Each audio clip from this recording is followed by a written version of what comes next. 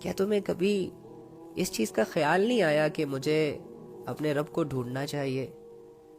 کیا کبھی اس بات کا احساس تمہارے اندر نہیں آیا کہ یار میں کیوں آیا اس دنیا میں تو نہیں چاہتا تھا کہ میں اس دنیا میں آؤں، مجھے کیوں پیدا کیا گیا؟ کیا ایسے سوال آپ کو ڈسٹرب نہیں کرتے؟ کیونکہ ہم دیکھتے ہیں کہ جب ہمیں کوئی چیز ڈسٹرب کرتی ہے تو ہم اس کے سولوشن کی طرف جاتے ہیں۔ کیا اس سوال کو ہم سوال سمجھ نہیں سکتے؟ کیا اس سوال کی کھوج بہت مشکل ہے؟ قرآن میں آپ کو ایک سوال کے ہزاروں جواب مل جائیں گے کہ آپ کیوں آئے اس دنیا میں، کس نے آپ کو بھیجا ہے، کیوں آپ کو بھیجا ہے، کس لیے بھیجا ہے، مقصد کیا تھا تمہیں پیدا کرنے کا۔ اشرف المخلوق کب کہلاؤ گے؟ جب اپنے علم کا استعمال کرو گے۔ تمہاری گاڑی کس کام کی؟ تم اللہ کو نہیں جانتے۔ تمہارا گھر، تمہاری جائیدادیں، تمہاری بیویاں، تمہاری اولادیں، تمہارے ماں باپ، تمہارے فرینڈز، تمہاری ڈگریاں، تمہاری کامیابیاں کس کام کی کہ جب تم اللہ کو ہی نہیں جانتے؟ تم اسی کو نہیں جانتے کہ جس نے تمہیں بیوی، بچے، گھر، کامیابیاں، یہ سب چیزیں دیں۔ کیا فائدہ؟ اینی ہاؤ، آسمانوں اور زمینوں میں جو بھی چیز ہے وہ اللہ کی تسبیح کرتی ہے۔ لہ الملک ولہ الحمد، اور بادشاہی اسی کی ہے اور تعریف اسی کی ہے۔ تم بھلے اپنے آپ کو اپنے آپ کا بادشاہ سمجھو، تم بھلے اپنے رعایا کو، اپنے ملک و قوم کو اپنا غلام اور اپنے آپ کو بادشاہ سمجھو، لیکن اللہ نے تو ارادہ کر ہی لیا ہے، اللہ نے تو فیصلہ کر ہی لیا ہے کہ حقیقی بادشاہ تو میں ہوں۔ بادشاہ اسے کہا جاتا ہے جو حقیقی بادشاہ ہوتا ہے، جس سے کوئی پوچھنے والا نہ ہو کہ تم نے ایسا کیوں کیا، جس پر کوئی انگلی نہیں اٹھا سکتا، جس سے کوئی سوال نہیں کر سکتا کہ بادشاہ سلامت آپ نے یہ کیوں کیا۔ دنیا کے جتنے بھی بادشاہ ہیں، جتنے بھی بادشاہ آپ دیکھتے ہوں گے کہ چلو 1000 لوگ نہ صحیح تو 2-4 لوگ تو ایسے پیدا ہوتے ہی ہیں کہ بادشاہ کو بھی کٹہرے میں لا کر کھڑا کر دیتے ہیں اور بادشاہ سے پوچھتے ہیں، سوال پوچھتے ہیں اس کے ظلم کا، اس کے جبر کا، یا اس کی دولت کا، اس کے عہدے کا، بہت سارے سوال پوچھتے ہیں۔ تو یہ بادشاہ نہ ہوا۔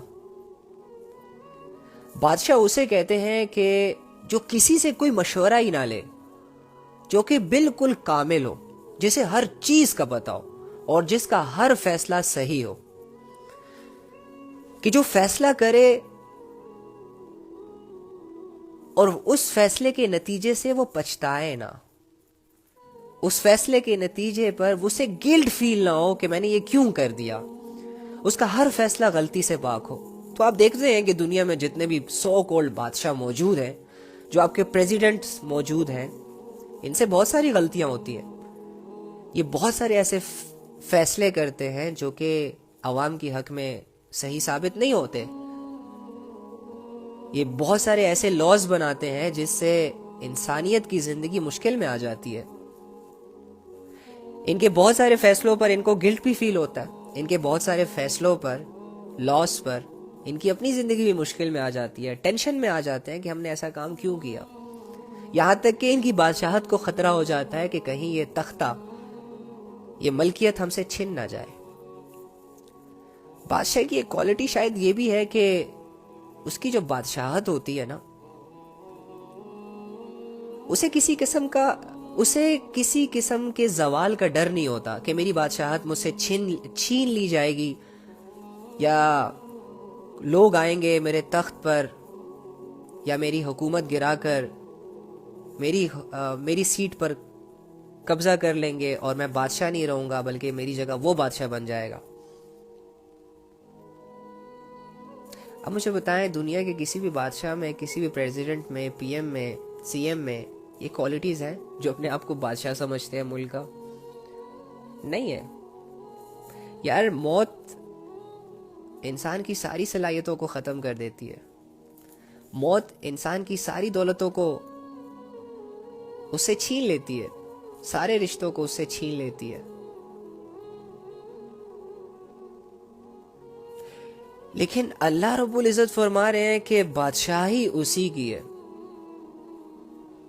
اس سے بادشاہی وہ مراد نہیں ہے جو اللہ رب العزت اس دنیا میں لوگوں کو دے رہے ہیں, کچھ لوگوں پر. اس بادشاہی سے مراد یہ ہے کہ وہ جو بھی فیصلہ کر لینا وہ ہو کر رہتا ہے. وہ اس پوری دنیا میں جب چاہے جسے چاہے موت دے دے, کوئی پوچھنے والا نہیں ہے. وہ اس پوری دنیا کے نظام میں جب چاہے جسے چاہے پیدا کر دے, چاہے انسانوں میں, چاہے جانوروں میں, چاہے تیرنے والوں میں, چاہے اڑنے والوں میں, چاہے ریگنے والوں میں, کچھ بھی پیدا کر لے. کوئی اس پر سوال اٹھانے والا نہیں ہے کہ اللہ آپ یہ کیوں کر رہے ہیں, کیوں پیدا کر رہے ہیں, کوئی پوچھ ہی نہیں سکتا. وہ جو اس دنیا کے بارے میں فیصلہ کر لے اسے کوئی بدلنے والا نہیں ہے. اگر اللہ کا فیصلہ آ گیا کہ آج بارش ہوگی تو دنیا کے سارے انسان, دنیا کے سارے جانور, دنیا کے بڑے بڑے ایٹمی پاورز, دنیا کے بڑے بڑے سائنس کے فلسفے بھی اللہ کے اس فیصلے کو بدل نہیں سکتے, تبدیل نہیں کر سکتے, اس بارش کو روک نہیں سکتے, کیونکہ اللہ کا فیصلہ ہے. یہ ہے بادشاہت. اللہ رب العزت نے یہ فیصلہ کر لیا کہ بھائی 8 بجے رات چھا جانی ہے, اور اگر یہ ساری دنیا کوشش کرے کہ نہیں 8 بجے تو ہم نے رات کو نہیں آنے دینا, اندھیرے کو نہیں چھانے دینا, تو یہ ساری دنیا کے لوگ اللہ کے اس فیصلے, اس امر کے سامنے ڈھیر ہو جائیں گے, کمزور پڑ جائیں گے, ناکام ہو جائیں گے. ان کی ساری کوششیں دھری کے دھری رہ جائیں گی, ان کی ساری طاقتیں ڈھیر ہو جائیں گی. لیکن اللہ رب العزت نے جو فیصلہ کر لیا ہو کہ وہی رہنا ہے. یہ ہے بادشاہت. اللہ رب العزت نے کسی کو ذلیل کرنے کا فیصلہ کر لیا, اس کی دولتوں میں رہتے ہوئے, اس کی شہرتوں میں رہتے ہوئے, تو دنیا کے 8 ارب لوگ مل کر بھی اس انسان کو ذلیل ہونے سے بچا نہیں سکتے. یہ ہے اللہ کا فیصلہ. اللہ رب العزت نے فیصلہ کر لیا کہ میں نے ایک ذلیل انسان کو عزت دینی ہے, تو دنیا کے 8 ارب لوگ مل کر بھی اس انسان کو ذلیل نہیں کر سکتے. یہ ہے اللہ کا فیصلہ. یہ ہے اللہ کی طاقت کہ تمہاری ساری طاقتیں, تمہاری ساری ٹیکنالوجی, تمہاری ساری کی ساری صلاحیتیں اللہ کے چھوٹے بڑے فیصلے کے سامنے ڈھیر ہو جائیں گی. تم کچھ نہیں کر سکتے. وہ بادشاہ ہے, بادشاہی اسی کی ہے. وَلَهُ الْحَمْدُ, تعریف بھی اسی کی ہے. ظاہری سی بات ہے, جو اتنے بڑے بڑے کام اتنی آسانی سے کر رہا ہے, ظاہری سی بات ہے جو اتنی بڑی پاور ہے کہ اس کے سامنے دنیا کی اور سارے جہانوں کی پاور بھی اگر مل جائے اس سے لڑ نہیں سکتی, اس کے اگینسٹ کوئی فیصلہ نہیں کر سکتی. کوئی اپنی موت کو نہیں ٹال سکتا, کوئی اپنا پیدا ہونے کو نہیں ٹال سکتا, قیامت کے آنے کو کوئی نہیں ٹال سکتا. کسی کو اگر اس کی طرف سے عزت مل رہی ہے تو اسے کوئی بے عزت نہیں کر سکتا. اس کی طرف سے اگر کسی کو بے عزتی کا سامنا کرنا پڑ رہا ہے تو کوئی اس کو عزت نہیں دے سکتا. تو ایسی ذات تعریفوں کے لائق ہوگی نا. یہی تو وہ لائق ہے جس کی تعریف کرنی ہے. یہی تو وہ ذات ہے جس سے متاثر ہونا ہے. یہی تو وہ ذات ہے کہ جس کا یقین دل میں لے کر اپنی زندگی گزارنی ہے. یہی تو وہ ذات ہے جس سے ہم نے اپنی امیدوں کو جوڑنا ہے, کیونکہ وہ سب کچھ کر سکتا ہے. لیکن سوچے کہ ہمیں کتنی بڑی ذات سے دور رکھا گیا ہے. سوچے کہ ہم اپنے گناہوں کی وجہ سے لذتیں تو حاصل کر لیتے ہیں, لیکن بدلے میں ہم سے کتنی بڑی ذات دور ہو رہی ہے, اور بدلے میں ہمیں کتنا بڑا نقصان مل رہا ہے. اللہ کی ناراضگی بہت بڑا نقصان ہے. سوچنے کی ضرورت ہے اس بات پر. ہاں ٹھیک ہے, جھوٹی قسمیں, جھوٹ بول کر, دھوکہ دے کر مال تو آ جائے گا, لاکھوں میں, کروڑوں میں, اربوں میں, تم ارب پتی تو بن جاؤ گے. لیکن سوچو بدلے میں تم سے تمہارا اللہ کتنا دور چلا جائے گا. تمہارا مال کے ساتھ کتنا وقت گزرے گا؟ سال، 2 سال، 3 سال، 4 سال، زیادہ سے زیادہ 125 سال. مال کا رشتہ تو ختم ہو جائے گا. لیکن اللہ رب العزت تو ماں کے پیٹ سے لے کر قبر میں جانے تک اور قبر سے اٹھنے کے بعد اور محشر تک اور محشر کے بعد بھی تم نے اس کو فیس کرنا ہے. بہت بڑا نقصان ہے یہ. جو انسان چھوٹی چھوٹی خواہشوں کی وجہ سے، چھوٹے چھوٹے گناہوں کی وجہ سے، چھوٹی چھوٹی لذتوں کی وجہ سے، دنیا کے چند ٹکوں کی خاطر اپنے رب کو بھلا دیتا ہے، اپنے پیدا کرنے والے کی عزت نہیں کرتا، اس کی عبادت نہیں کرتا، اس کو پہچاننے کی کوشش نہیں کرتا، اپنی زندگی اس کے حوالے نہیں کرتا، اس کے حکم کے مطابق فیصلے نہیں کرتا، یہ انسان سب سے بڑا بے وقوف ہے. یہ انسان کامیاب ہو کر بھی ناکام ہے، عزت دار بن کر بھی ذلیل ہے، انٹیلیجنٹ ہو کر بھی بے وقوف ہے.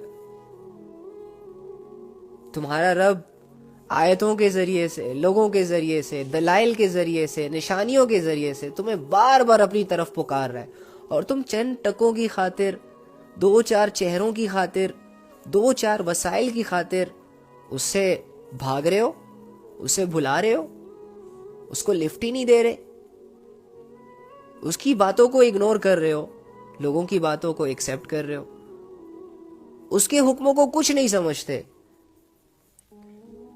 لیکن اپنے دوستوں، اپنے یاروں اور وہ لوگ جن سے تم محبت کرتے ہو، ظاہری محبت، ان کی باتوں پر جان دینے کو تیار ہو جاتے ہو، ان کے ہر حکم کو ماننے کے لیے تیار ہو جاتے ہو. کب تک چلتا رہے گا یہ چیز؟ کب تک گزارو گے یہ زندگی؟ اور کیا حاصل کر لو گے اس زندگی سے؟ کیا فائدہ ہوگا تمہیں اس زندگی سے زیادہ؟ کچھ بھی نہیں. آخر میں تم اکیلے رہ جاؤ گے. آخر میں تمہارے پاس مزوں کے علاوہ، یہ جو ابھی مزے کر رہے ہو نا دنیا میں، آخر میں تمہارے پاس افسوس کے علاوہ کرنے کو کچھ باقی نہیں رہے گا. میں اسی لیے آپ سے کہتا ہوں کہ قرآن کی آیتوں کو لائٹ نہ لے، اللہ رب العزت کو لائٹ نہ لے. بھلائے مت اس رب کو جو آپ سے 1 سیکنڈ کے لیے بھی غافل نہیں ہوتا. اس رب کی نافرمانی مت کرے جو آپ کو نافرمانیوں میں نہیں دیکھنا چاہتا. اس وجہ سے نہیں کہ تمہاری نافرمانیوں سے اللہ کی ذات کو کوئی نقصان پہنچے گا، بلکہ اس وجہ سے کہ تم اپنی زندگی برباد کر رہے ہو اپنی نادانیوں کی وجہ سے، اپنی نافرمانیوں کی وجہ سے، اپنے گناہوں اور بے حیائیوں کی وجہ سے. اور اس کا نقصان کوئی فرشتہ نہیں اٹھائے گا، کوئی اللہ کی دوسری مخلوق نہیں اٹھائے گی، تم خود اٹھاؤ گے. تمہارے رب نے تمہاری زندگی کے لیے بہت اچھے فیصلے کر رکھے ہیں. ان فیصلوں پر راضی رہنا سیکھو. تمہارے رب نے تمہارے لیے بہت اچھی زندگی ڈیسائیڈ کی ہے. اپنی زندگی مت بناؤ، اپنی منچاہی زندگی مت گزارو. دیکھو، جس نے تمہیں اتنی حکمت سے بنایا ہے نا، اس نے تمہارے لیے اس دنیا میں گزارنے کے لیے حکمت والا فیصلہ، حکمت والی زندگی بھی بھیجی ہے. اس زندگی کو اپلائی کرو اپنے اوپر، as a law, as a command جاری کرو اسے. اس سے پہلے کہ نہ چاہتے ہوئے آنکھیں بند ہو جائیں، نہ چاہتے ہوئے ہمیں گھسیٹ کر اس دھوکے کی دنیا سے لے جایا جائے اس جگہ جہاں ہم جانا ناپسند کر رہے ہیں اپنے اعمال کی وجہ سے. اگر میرے اور آپ کے اعمال ٹھیک ہوتے نا، اگر میری اور آپ کی سوچ اچھی ہوتی نا، اگر میرے اور آپ کے، اگر ہمارے ایکشنز اچھے ہوتے، تو ٹرسٹ می، ہمیں اس دنیا سے جانا سب سے اچھی چیز لگتی. ہمارا وہ دن سب سے بہترین دن کہلاتا کہ جس دن ہم اس دھوکے کی دنیا سے آزاد ہو جاتے اور آخرت کی طرف، ہمیشہ کی زندگی کی طرف ہمارا سفر شروع ہو جاتا۔ لیکن آج ہم ڈرتے ہیں آخرت میں جانے کے لیے، جس طرح دشمن کے گھر جانے سے ڈرتے ہیں، جس طرح جہاں زلزلہ ہو جاتا ہے یا جہاں آگ لگ جاتی ہے یا جہاں پر فائرنگ ہو رہی ہوتی ہے یا جہاں پر لڑائی جھگڑے ہو رہے ہوتے ہیں، اس جگہ جانے سے ہم ڈرتے ہیں۔ سیم اسی طرح آج ہم مرنے کے بعد جہاں جانے والے ہیں، سیم اسی طرح آج ہم قبروں میں جانے سے، محشر کے میدان میں جانے سے ڈرتے ہیں۔ اللہ کے سامنے کھڑے ہونے سے ڈر رہے ہیں۔ کیوں ڈر رہے ہیں؟ لیکن تمہارا ڈر تمہیں بچا تو نہیں سکتا، تمہارے اعمال ضرور تمہیں بچا سکتے ہیں۔ تمہاری اچھی نیت، تمہاری اچھی زندگی، تمہاری عبادتیں، تمہارا اخلاص تمہیں بچا سکتا ہے، تمہارے ڈر کو ختم کر سکتا ہے، تمہارے دل میں ڈر کے بجائے انتظار ڈال سکتا ہے۔ تمہیں ڈر نہیں لگے گا، پھر تمہیں انتظار رہے گا کہ اللہ کب تیرا فیصلہ آئے گا، اللہ وہ دن کب آئے گا جب میں ان گندے لوگوں سے، جن لوگوں نے میری زندگی برباد کر کے رکھ دی، ان بے حیائی کے کاموں سے جو میں نہیں کرنا چاہ رہا اور ہو جاتے ہیں مجھ سے، اللہ ان گناہوں سے جو کہ میں نہیں کرنا چاہ رہا ہوتا لیکن میں کر لیتا ہوں، اللہ تیری نافرمانی کی جگہ یہ دنیا ہی ہے، نہیں کرنا چاہ رہا ہوتا لیکن ہو جاتی ہیں۔ کب ہے اللہ ان آزمائشوں سے، اس امتحان سے مجھے آزادی حاصل ہوگی اور تیری طرف آنے کا مجھے ایک چانس ملے گا؟ یہ زندگی، یہ احساس، یہ انتظار، یہ کیفیت ایک اعمال پر ڈٹے رہنے والے انسان کو ہی مل سکتی ہیں۔ ایسی خواہشیں انسان کے دل میں، ایسی خواہشیں اسی انسان کے دل میں پیدا ہو سکتی ہے جو اپنے رب کی ملاقات کو پسند کرتا ہو۔ ایسا شوق اسی لڑکے یا اسی لڑکی کے دل میں پیدا ہو سکتا ہے کہ جس کے دل میں اللہ کی ویلیوز ہوں، جو اللہ کو اپنی ضرورت سمجھتا ہو، جس نے ایک بھی لمحہ اللہ کی یاد کے بغیر نہ گزارا ہو، جو محنت کر رہا ہو اپنی آخرت کے لیے۔ ظاہری سی بات ہے، ایک مزدور جب مزدوری کرتا ہے تو اسے اپنی اجرت کا انتظار رہتا ہے۔ جب ایک ملازم کام کرتا ہے، پورے مہینے محنت کرتا ہے، تو اسے اپنی سیلری کا ویٹ ہوتا ہے کہ کب 30 دن پورے ہوں گے یار، سیلری آئے گی۔ اسی طرح جب ایک انسان اللہ کو راضی کرنے کے لیے محنت کرتا ہے نا، اسی طرح جب انسان اپنی بڑی سے بڑی خواہش بھی اللہ کی رضا کے لیے قربان کر دیتا ہے، اسی طرح جب کوئی انسان لوگوں کے دیے ہوئے دکھ، درد، تکلیفوں کو صرف اس لیے سہ لیتا ہے کہ میرا اللہ مجھے دیکھ رہا ہے، میرا اللہ میرا کارساز ہے، میرا اللہ بہترین فیصلہ کرنے والا ہے، اور وہ اپنی زبان سے کچھ نہیں کہتا، سب برداشت کرتا ہے اور برداشت کرتا چلا جاتا ہے، یہاں تک کہ اس لیول کو پہنچ جاتا ہے کہ وہ قرآن کی اس آیت پر فٹ آ جاتا ہے، ان اللہ مع الصابرین، کہ اللہ صبر کرنے والوں کے ساتھ ہے۔ تو جب اس لیول کی کنیکشن کوئی اللہ سے بنا لیتا ہے نا، تو پھر اس کو انتظار رہتا ہے اپنے رب سے ملنے کا، پھر یہ دنیا اسے متاثر نہیں کرتی،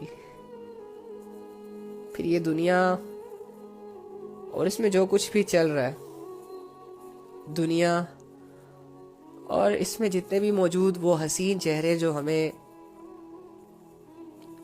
آزمائشوں میں اور وسوسوں میں اور بے حیائیوں میں مبتلا کر دیتے ہیں، یہ دنیا اور اس میں موجود وہ دولت ہے جس کو کمانے کے لیے انسان پاگلوں کی طرح محنت کرتا ہے، یہ لوگ، یہ دنیا اور اس میں بسنے والے وہ لوگ جن کو راضی کرتے کرتے انسان کی عمر کا ایک بہت بڑا عرصہ گزر جاتا ہے، یہ ساری چیزیں پھر دھوکہ لگتی ہیں، یہ ساری چیزیں پھر ایک خواب لگتی ہیں. پھر انسان کی وہ آنکھ بیدار ہو جاتی ہے جس سے اللہ رب العزت اسے دنیا کی ریالٹی دکھاتے ہیں. وہ دیکھ رہا ہوتا ہے چہروں کو، وہ دیکھ رہا ہوتا ہے دنیا کی محنتوں کو جو اس میں جاری ہوتی ہیں، وہ دیکھ رہا ہوتا ہے لوگوں کے ایکشنز کو، وہ دیکھ رہا ہوتا ہے کہ دنیا کس سمت میں جا رہی ہے، لیکن وہ ظاہری آنکھ سے نہیں دیکھتا. اس کی نظریں اسے کچھ اور ہی دکھائی دے رہی ہوتی ہیں. اینی ہاؤ، اپنے اللہ رب العزت کے ساتھ بے وفائی والا معاملہ نہیں کرنا.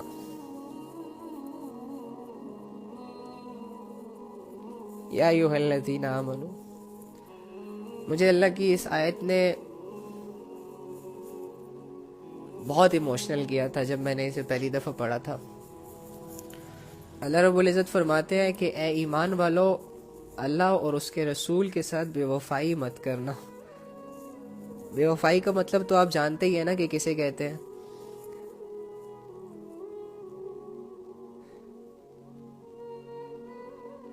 جب ایک بندہ اپنی محبت میں آپ کا اتنا بھلا چاہے کہ وہ آپ کو کامیاب دیکھنا چاہے، جب ایک شخص آپ کا اتنا اچھا چاہے کہ وہ آپ کو کسی دکھ میں نہ دیکھ سکے، تکلیف میں نہ دیکھ سکے، آپ سے اس لیول کی محبت کرے کہ وہ بالکل آپ کے ساتھ سنسیئر ہو، بالکل آپ کے ساتھ فیئر ہو، آپ کے منہ پر بھی اور آپ کے پیٹھ پیچھے بھی وہ آپ کا ہمیشہ اچھا سوچے، آپ سے بغیر کسی مطلب کے جڑا ہو، آپ کے لیے بہت بڑے بڑے کام کرے، بہت بڑی بڑی آسانیاں آپ کے لیے بنائے، لیکن بدلے میں آپ اس کی تمام ایفرٹس کو، اس کی تمام نعمتوں کو، اس کی تمام اچھی نیت کو اگنور کرتے ہیں، اس کی قدر نہیں کرتے. بدلے میں آپ اس کی بات نہیں مانتے، بدلے میں آپ اس کو کوئی امپورٹنس نہیں دیتے. آئی تھنک بے حیائی، بے وفائی کی ایک ڈیفینیشن تو یہ بھی ہے. اینی ہاؤ، اللہ سے بے وفائی کر کے ہمیں کیا ملے گا یار؟ ہمارے پاس دوسرا آپشن بھی تو نہیں ہے نا کہ ہم اللہ کے بے وفا ہو جائیں، اللہ کے نافرمان ہو جائیں تو چلو کسی اور کو خوش کر لیں گے یا کہیں اور دل لگا لیں گے. اللہ کے علاوہ، اللہ کے بغیر میں اور آپ جائیں تو جائیں گے کہاں؟ اگر میں نے اللہ کا ساتھ چھوڑ دیا تو میں کس کے پاس جاؤں گا؟ کیا اس دنیا میں دوسرا بھی کوئی خدا ہے اللہ جیسا کہ جو میری بیماریوں کو دور کرتا ہے، جو میری دکھ درد تکلیفوں میں میرا سہارا بن جاتا ہے، مجھے یہ ریئلائز کرواتا ہے، مجھے ہمت دیتا ہے کہ میرے بندے یہ آزمائش تیرے بھلے کے لیے، یہ تکلیف تیرے بھلے کے لیے ہے، میں نے ہی اس میں انوالو کیا اور میں ہی اس میں سے نکالوں گا، صبر رکھ، اور اس صبر پہ بھی میں تجھے بہت کچھ دینے والا ہوں، صبر رکھ، میں نے تجھے اکیلا نہیں چھوڑا. کیا ایسے سہارے کسی اور نے بھی دیے ہمیں؟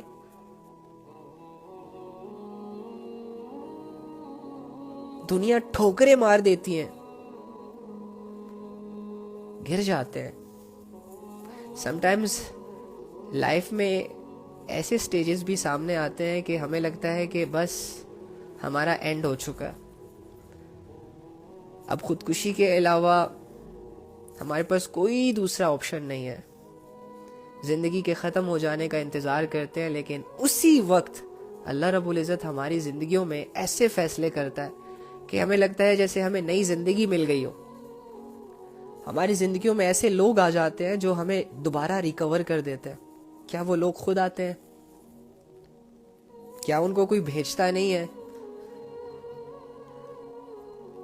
بڑی سے بڑی پرابلم جب سر پر آتی ہے تو ہم ہمت ہار جاتے ہیں. ہم یہ فیصلہ کر لیتے ہیں کہ یار یہ پرابلم کیوں آئی، اسے نہیں آنا چاہیے تھا، یہ پرابلم مجھ سے برداشت نہیں ہو رہی، میں سروائیو نہیں کر پا رہا, مجھ سے صبر نہیں ہو رہا, میرا صبر ٹوٹنے لگا ہے, اگر یہ پرابلم ختم نہ ہوئی تو میں زندگی کی بازی ہار جاؤں گا. لیکن اگلے ہی لمحے اللہ رب العزت ایسے فیصلے کرتا ہے کہ ہمیں ہماری پرابلم بہت لائٹ لگنے لگ جاتی ہے, یا پھر وہ پرابلم ایسے ختم ہو جاتی ہے جیسے کہ کبھی ہماری زندگی میں پرابلم آئی ہی نہیں. ایسے رب کو چھوڑ کر میں کہاں جاؤں, کس کے پاس جاؤں؟ کون میرا اتنا اچھا خیال رکھے گا, کون مجھے اتنے اچھے طریقے سے ٹریٹ کرے گا یار؟ کون ہے جو مجھے گمراہیوں سے, اندھیروں سے, دلدل سے نکالے گا, تنہائیوں سے نکالے گا؟ اللہ کے علاوہ ہے ہی نہیں کوئی. اور انسان اس رب سے کٹ کر, اس رب سے دور ہو کر, اس رب کی نافرمانی کر کے اپنے لیے یہ فیصلہ کرتا ہے کہ میں کامیاب ہو جاؤں گا. اس رب کے بغیر زندگی گزارتا ہے اور یہ سمجھتا ہے کہ اللہ بڑا غفور و رحیم ہے, میں خوشیوں کو حاصل کر لوں گا, میں اپنی چاہتوں کو حاصل کر لوں گا. نہیں ہو سکتا.